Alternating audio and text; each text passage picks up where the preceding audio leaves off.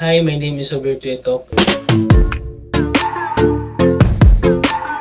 And I'm started in sales marketing since 2016 nung ma-invite ako sa isang MLM industry. And there's a lot of wins and losses, failures and success na nangyari sa akin nun.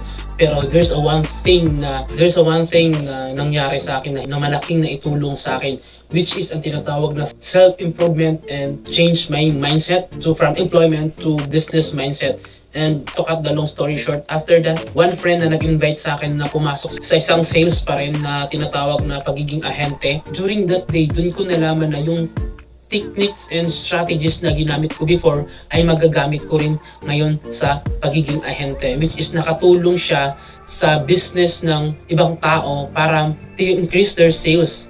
And kaya ngayon nagawa ko tong system ito kasi gusto kong i-share din sa inyo yung technique and strategies ko.